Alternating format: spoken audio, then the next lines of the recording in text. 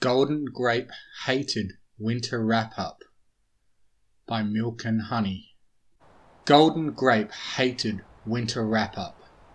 He shuddered as he waded through slush and bitter wind on his way home. Why does Cloudsdale always make the day before the worst of the season? He'd file a complaint with Mayor in the morning, assuming he'd even lived that long. He sneezed, a nasty cloud coming out of his reddening muscle. Home was within sight, its gutters glistening with thorns of ice. The washboard rows of his nearby vineyard blanketed by snow. Shoveling those would be such a pain. He sighed, fumbling with frigid hooves to find the key under the mat. At the sound of a loud crack, he stepped to the side. Heavy ice smashing into the steps and scattering off into the barren garden plot. Starting early this year, aren't we? Key in mouth, he unlocked the door and entered. His home was even colder than outside, doing little to soothe aching muscles soaked to the bone. He shook himself somewhat dry, hung his scarf, bags and vest on the rack, and stepped out of the entryway into the living room. Have to get a fire going. Pulling out split wood and tinder from the log grate beside the flagstone fireplace, Goldengrape stacked a pile around bark shavings with old newspaper, striking a match on the hearth to light it. It'd take a while for it to warm up. Tea sounds good. He went into the kitchen, searching for his copper kettle. Naturally, it had been put above the cupboards, and his step stool was nowhere to be found. Sighing, he pulled a chair from the dinner table over and braced it against the counter, stirring cold tile air that traced up his legs. He mounted the chair, then climbed up onto the counter, standing on his hind legs to reach for the kettle. It had moved further back. He grunted, teetering on the tips of his hooves to bat the kettle towards him. The cabinet thumped open against his chest, a terrible clattering of plates and bowls as they fell against the door. His breathing hitched. He thrust himself forward, clinging to the top of the cabinets, hooves scrambling for purchase. There was no way to keep the cabinet closed and not fall down himself. So he moved to the side and flattened his ears, letting a dozen dishes fall out and smash against the counter, chair and tiles. Shattered porcelain scattered like rose petals. Good try, he grunted, knocking the kettle towards him and taking it in his mouth. Almost got me. He navigated the shards with care, set the kettle down on the floor, and found a broom and dustpan before cleaning up the mess. It's going to cost a lot to get a new set. Broken porcelain disposed of, he filled the kettle with water. The acrid smell of smoke wafted through his nostrils. He dropped the full kettle and galloped into the living room. The flue was closed and the room was filling up with smoke.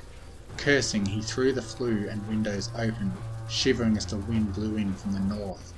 Going all out, huh? You want me to leave? The smoke curled around itself like a mare being played with and wafted outside. That's better. Shutting the windows, he blinked away the smoke-induced tears to collect his kettle, refill it and finally put it over the burning logs.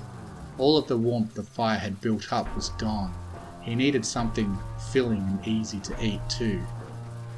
Stew sounds good. Back into the kitchen, he needed an onion, a carrot, some canned tomatoes, sweet potatoes, a clove of garlic, paprika, caraway and stock, with a cast iron pot to put it all in.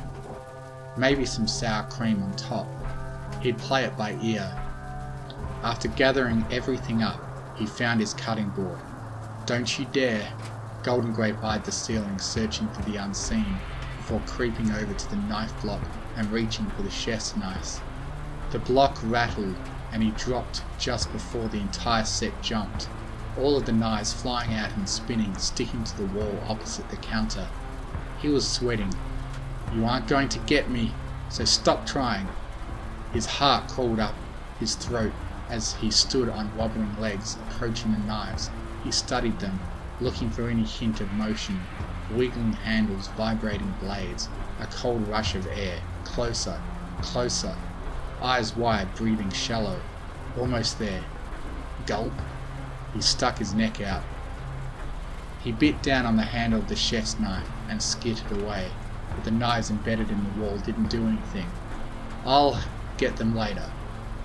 The vegetables thankfully didn't leap at him. They rolled more than they should have, so he had to cut carefully, but it wasn't anything he couldn't handle.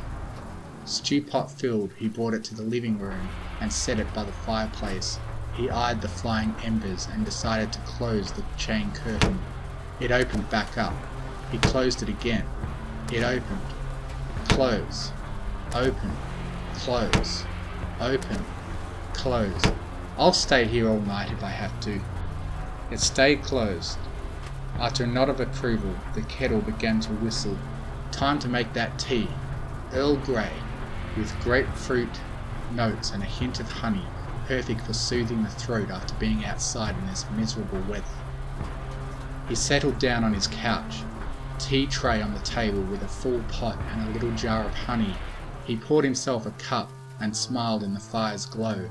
Finally the room was warm, and books were flying off the shelf, sliding across the floor. Goldengrape sighed and slid off the couch, looking over the pile. "Not that one, not that one.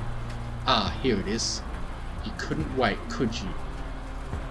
He picked it up in his mouth and set it on the couch, setting about gathering up the rest and putting them back on the shelf. The book on the couch flew off and hit him in the back of the head. "Ow!" He whipped his head around, fuming. "I'm not going to read it if you're going to hit me." The book laid on the floor open. Its pages flipped and flapped, searching for its place. It stopped at the start, the sewing apparent through the crack running along the cloth-bound book's broken spine. "No, you haven't apologized." He stood and waited. A quilt flowed out from the hallway, floating over the couch.